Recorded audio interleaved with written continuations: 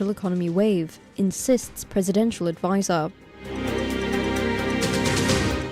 3 Pakistanis captured following manhunt. Electricity gazetted as an essential service amid ongoing trade union action. Shashindra Rajapaksa remanded further. In news overseas, World Summit on Two-State Solution as support grows for Palestine. And in sports news, Jevan David keeps Euro Formula hopes alive in Barcelona. More controversy as India downed Pakistan for a second time in Asia Cup.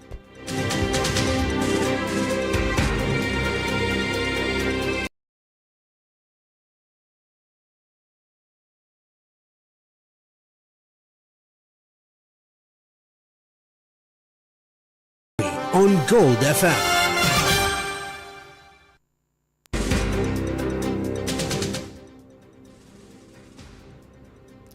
In your top story, police have seized nearly 635 kilograms of ice and heroin, along with 6 firearms, including a T-56 assault rifle and 5 revolvers from 3 lorries in the Tangol, Sinimodra, Godavallavalla areas.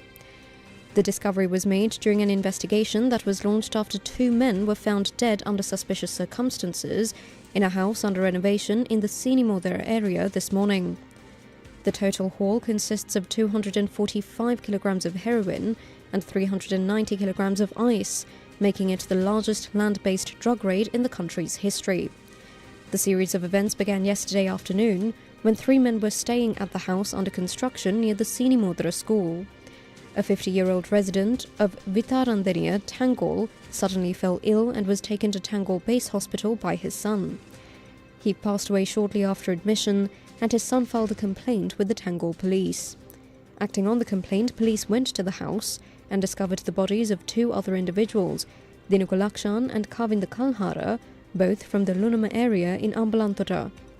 Police suspect that the 3 men had been consuming alcohol. The deceased individuals were reportedly young men working at a private hotel in the Tangol area. A further search of the premises led to the discovery of a lorry parked nearby, which contained the first drug cache, nearly 10 kilograms of ice in 10 packets. Police stated that the 50-year-old man who died was the driver of this lorry. Continuing their search, police found a second lorry stuck in the mud in the yard of the same house. This vehicle contained over 200 kilograms of a substance suspected to be ice, packaged in 86 packets within 100 boxes. Police believe the house, which was purchased 3 months ago, was being developed into a major drug transit centre. Under the direction of Senior Deputy Inspector General of Police Kitsiri Jailat, a third lorry was found in the Godavallavalla area, located about 3 to 4 kilometres from the Sinimodra house. This lorry, which was transporting the drugs under the guise of carrying watermelons, contained approximately 200 kilograms of ice and heroin, along with 6 firearms.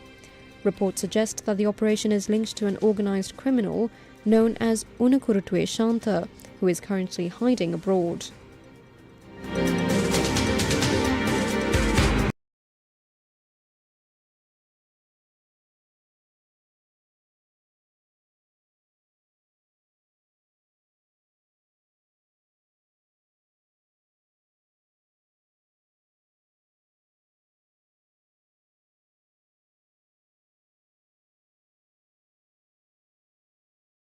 And ammunition from a plot of land in the Middinia, Thalava and Dahala Virotagama areas. The discovery was made during an interrogation of a suspect, Sampath Manamperi, who is currently being held under a detention order. The haul includes 2 gold-coloured T-56 magazines, 115 T-56 bullets, a 9mm pistol and a hand grenade. Notably, the live rounds were marked with KPI, a similar marking to the bullets found at the scene of the murder of Surendra Vasantha Pereira, also known as Club Vasantha. During the interrogation, Sampath Manamperi revealed that he exchanged firearms for various crimes on the instructions of Bako Saman. He confessed to exchanging 3 T-56 firearms and 2 pistols on 2 different occasions. Police suspect that these are the same firearms used to murder Aruna Vidhanagamage, also known as Khadja, and his 2 children. He also admitted to being involved in Bako Saman's drug trafficking network, confessing to having trafficked cannabis from Pudukudu and Mannarama, and having sold 10 kilograms of heroin purchased from Bako Saman. Police stated that the key alleged organised criminal Kehilbhadra Padme, who is being held by the Criminal Investigation Department, has confessed to multiple murders during questioning. According to the Western Province North Crime Division, Padme admitted to the murder of Ganemulla Sanjeeva and Gampaha Paspodda. He also confessed to aiding in the attempted murder of Gampaha Osman at the request of Thammitta Avishka and Commando Salintha, and admitted to selling a variety of drugs, including cocaine, heroin, ice and cannabis. Padme also told investigators that police had already found all his firearms, but he has one more he is willing to hand over. The investigation also revealed a history of revenge killings. Padme initially killed a man named Pas Chami. In retaliation, Ganemulla Sanjeeva murdered Padme's father, which led Padme to join the underworld and kill Ganemulla Sanjeeva as revenge. Former State Minister Shashindra Rajapaksa has been further remanded until the 30th of September. This was after the Colombo Chief Magistrate's Court rejected his bail application today. Rajapaksa is accused of criminally misappropriating public property and committing an act of corruption by allegedly using his official position to influence government officials to obtain 8,850,000 rupees in compensation. The compensation was for a building on Mahawali Authority land in the Sivanagala area that was damaged during the 9th of May 2022 protests.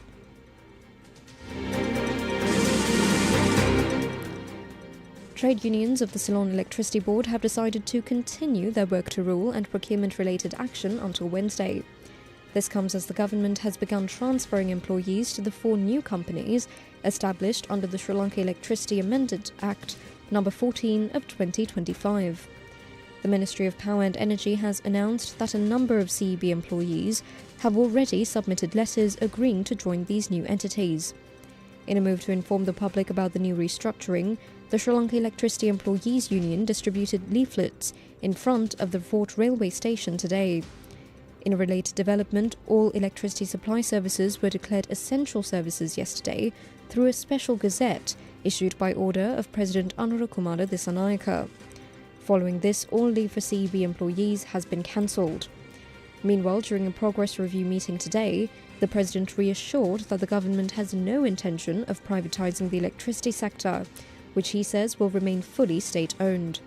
He emphasised that the restructuring will protect all consumer rights, ensuring that positions or salary scales will not be downgraded. He also assured that all rights and powers previously held by the CEB will be secured within the new institutional structure. President Anurukumara Dissanayaka is scheduled to depart for New York, USA tonight to participate in the United Nations General Assembly. The 80th Sessions Head of State Summit will be held in New York tomorrow and the day after. According to the Presidential Media Division, President Dissanayaka is expected to address the UN General Assembly at approximately 3:15 p.m. local time the day after tomorrow. During his visit, the President is also slated to hold bilateral discussions with the UN Secretary-General and several other heads of state. He will also meet with the Sri Lankan community residing in the United States. Following his UN visit, President Dissanayaka is scheduled to travel to Japan for a visit from the 27th to the 30th of this month at the invitation of the Japanese government. The Ministry of Foreign Affairs stated that during this tour, the President will meet with the Emperor of Japan. He will also hold discussions with the Japanese Prime Minister, where they are expected to focus on several matters of mutual importance. Additionally, President Dissanayaka will address a business forum in Tokyo, attended by high-level representatives of leading Japanese businesses and investors. He's also set to attend the 2025 Expo as a guest of the Japanese government. The Ministry of Foreign Affairs also noted that President Dissanayaka will meet with the Sri Lankan community residing in Japan during this visit. The Sri Lankan government is attempting to take strides at fostering its technology sector. In a major announcement, Deputy Minister of Digital Economy, Eranga Weeraratne, while speaking at the recent Disrupt Asia Forum, stated that the government will launch a startup fund in January 2026. This fund is designed to support innovation, attract essential investment, and help local startups scale globally. Weeraratne acknowledged that despite having immense local talent, the country has struggled to build a complete startup ecosystem due to limited access to venture capital, misaligned academic research, and policy bottlenecks. For more on this initiative and the broader vision for the country's digital future, we turn to Dr. Hans Wijayasuriya, the Chief Advisor to the President on digital economy. I think while we live in exponential times, today the current present is an inflection point even in a disruptive growth phase of the digital economies of the world. Why Sri Lanka then is the question. And we believe, and we will convince you over the next few days, that Sri Lanka is at the cusp of an exponential digital growth trajectory. How are we confident? First, the foundations. Foundations of talent, trust, 30 over years of foreign direct investment protection, and economic fundamentals that have now reached very stable levels. So we now approach a quantum leap. Based on these foundations, a quantum leap towards a whole of economy digital transformation led by a revolution in the application of digital public infrastructure, multiple policy innovations, and a firm commitment to public-private partnership.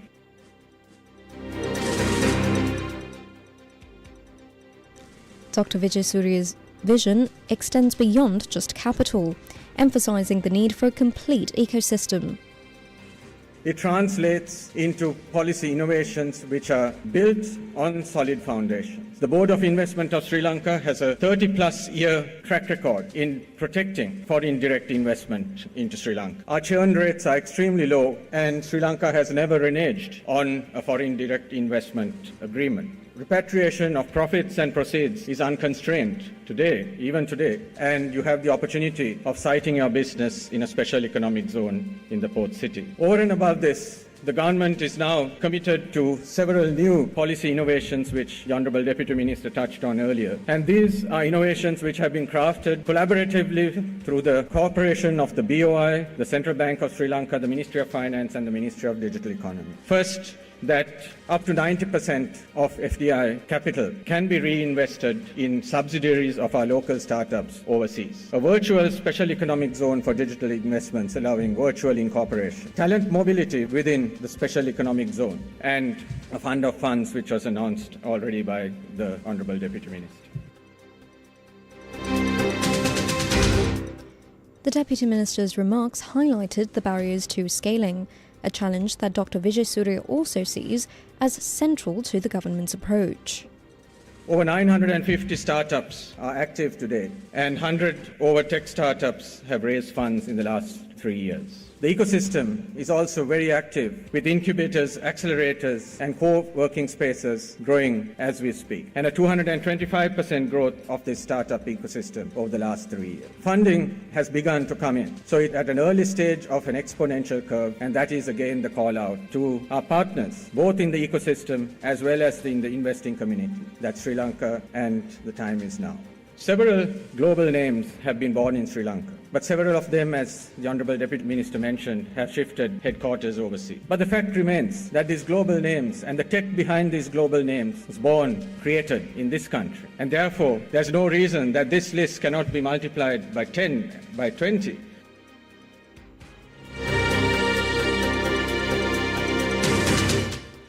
The Chief of Naval Staff of India, Admiral Dinesh K. Tripathi, is on a four-day official visit to Sri Lanka to strengthen bilateral defence cooperation with a focus on maritime security.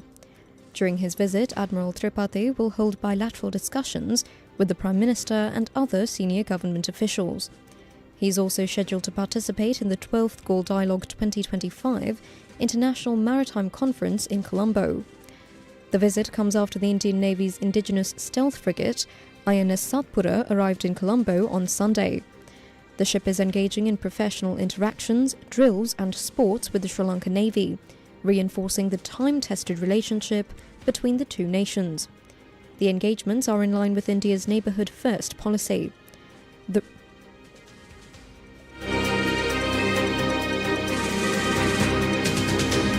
Now for some news in brief.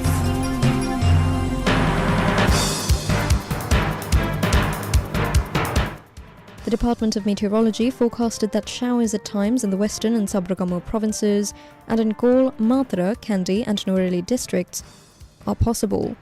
Fairly strong winds of about 30 to 40 km per hour can be expected at times over the western slopes of the Central Hills and in central, northern, north-central and northwestern provinces and in Trincomalee and Hambantota districts.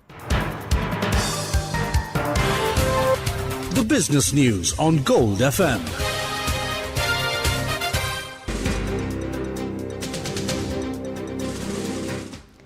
The Colombo Stock Exchange closed at an all-time high of 21,226.87 points after gaining 141.78 points today. The S&P SL20 index also rose by 63.75 points, ending the day at 6,059.91 points. Market turnover was 8 billion rupees. Crossings contributed 1.58 billion rupees, representing 19% of total turnover. The largest crossing by turnover came from Commercial Bank of Ceylon with 489.64 million rupees, while the largest crossing by volume was from John Keel's Holdings with 10.2 million shares traded. The capital goods sector dominated activity, contributing 45% of total turnover, mainly driven by Sierra Cables, which generated 1.77 billion rupees. Market sentiment stayed strong, with 103 gainers outpacing 116 decliners. Top contributors to the ASPI were John Keel's Holdings, followed by CT Holdings, Sinkadagala Finance Company, Commercial Bank of Ceylon, and Valuable One. Meanwhile, Sierra Cables recorded the biggest drag, with Richard Pearce and Company, Haley's, RIL Property, and Windforce also among the negative contributors. Among notable trades, Sierra Cables stood out with transactions amounting to 1.77 billion rupees, though it recorded a 14.53% price decline, making it the highest turnover counter of the day.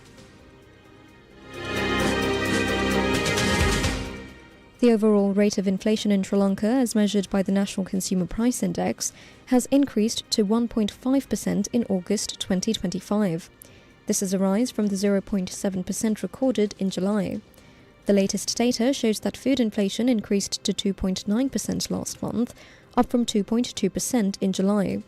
Non-food inflation also rose to 0.4% in August, from a negative 0.6% in the previous month.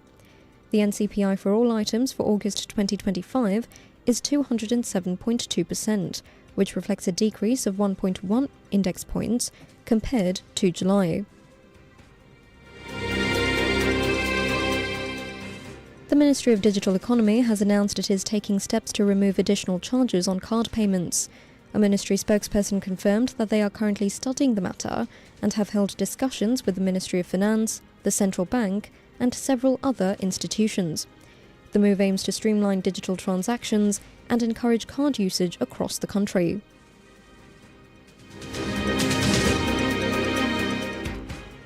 The Central Bank of Sri Lanka is set to offer 38 billion rupees in treasury bills at an auction scheduled for the 24th of September.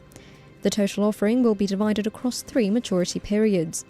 A sum of 10 billion rupees will be offered for the 91-day treasury bills, 12 billion rupees for the 182-day treasury bills, and 16 billion rupees for the 364-day maturity period.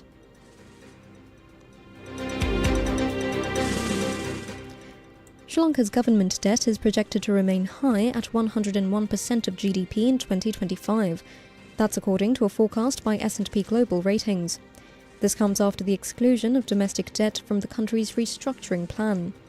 S&P expects the debt to gradually decline to around 93.4% by 2028.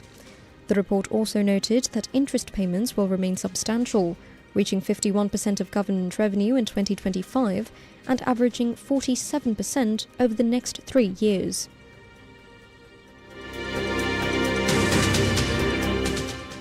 Sri Lanka's Computer Emergency Readiness Team has identified 37 government institutions to receive cybersecurity assistance from the newly inaugurated National Cybersecurity Operations Centre. According to Chief Information Officer Mahinda Kandapahala, these institutions are considered critical information infrastructure. The first phase of the initiative involves connecting these institutions to the NCSOC for real-time threat monitoring.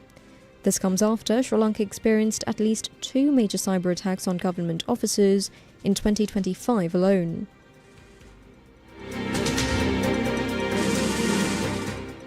The Sri Lankan government has postponed the imposition of value-added tax on digital services provided by non-residents.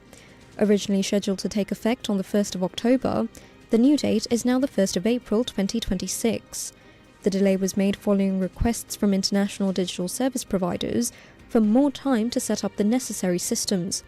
The government also intends to use this time to assess how the VAT will be applied, as there is currently no clear consensus on whether the tax will be on the entire bill or only on a portion of it. A cabinet committee is studying the issue, but its findings have not yet been released. The government also noted that unresolved issues of e-commerce import taxes played a role in the postponement.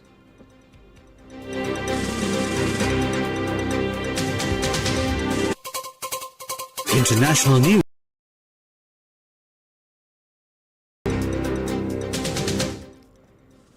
A number of world leaders are set to formally recognize a Palestinian state today at a summit hosted by France and Saudi Arabia, a move Israel says will undermine the prospects for peace. The summit, held in New York ahead of the United Nations General Assembly, comes amid heightened tensions over the war in Gaza. The gathering follows a decision by several key nations, including Britain, Canada, Australia and Portugal, to recognize a Palestinian state on Sunday. France and 5 other nations are expected to follow suit, further bolstering international support for the two-state solution. This initiative, however, is being met with opposition from Israel and the United States, who are boycotting the event. Israeli ambassador to the UN, Danny Danon, dismissed the summit as a circus. While Germany and Italy have indicated that they are not likely to recognize a Palestinian state in the near future, Russia's Kremlin spokesperson Dmitry Peskov affirmed that Moscow still sees a two-state solution as the only viable path to a lasting peace. The international pressure on Israel has mounted as its military operations in Gaza have drawn global condemnation. More than 65,000 Palestinians have been killed in the conflict, according to local health authorities. Israeli Prime Minister Benjamin Netanyahu has rejected calls for a ceasefire until Hamas is destroyed and has stated he will not recognize a Palestinian state. He's expected to announce Israel's official response to the recognition upon his return from a meeting with US President Donald Trump. Speaking at a memorial service for conservative activist Charlie Kirk, US President Donald Trump hailed him as a great American hero and a martyr in front of tens of thousands of mourners in Arizona. Trump was the headline speaker at the packed event, which saw top officials from his administration, including Vice President J.D. Vance, praise Kirk's political legacy after he was assassinated on the 10th of September.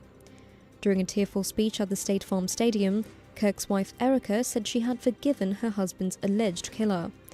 However, President Trump diverged from her message of forgiveness, stating that he disagreed with Kirk's view of wanting the best for his opponent.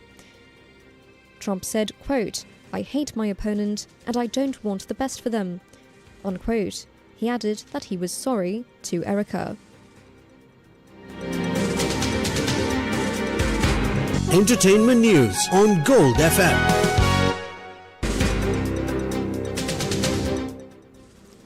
The BFI London Film Festival has announced the lineup for its upcoming industry forum, which will feature a number of key speakers and panels. The forum is headlined by a spotlight conversation with Tessa Ross, a prominent UK producer who previously ran Film 4 and recently co-headed House Productions, which was behind the box office hit Conclave. Other events include a panel discussion supported by Variety, which will focus on the intricate art of co-productions and feature producers like Maria Ekerhovd, Emily Morgan and Lorna T. There will also be panels on distribution strategies for documentary films and a special spotlight on the art and craft of visual effects.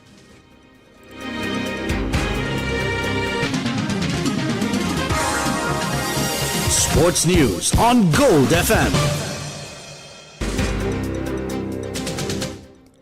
Sri Lankan racing prodigy Yavan David has kept his Euro Formula Open title hopes alive following a mixed weekend at the Circuit de Barcelona, Catalunya.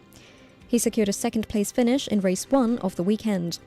David, who started on pole position, was overtaken at the start, but fought back to claim a podium spot. This was followed by another strong performance in race 2, where he finished third. Despite a more difficult race where he finished 5th, David is still in contention for the championship. He's now 28 points behind the leader, Timek Kucharczyk, with 1 round remaining at Monza, which will be held on the 19th of October. David, who has 4 wins and 9 podiums this season, will be looking to close the gap in the final races. The Sri Lanka netball team has officially withdrawn from the Netball World Youth Cup 2025 in Gibraltar. World Netball confirmed that the withdrawal, stating that the team was unable to secure visas in time for the tournament. As a result, Sri Lanka has been forced to forfeit all its group stage matches.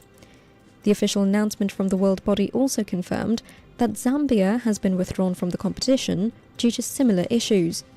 The tournament is being held in the British Overseas Territory of Gibraltar and features under-21 teams. World Netball has stated that the teams that were scheduled to play Sri Lanka and Zambia will be awarded a win and 2 points, in line with competition regulations.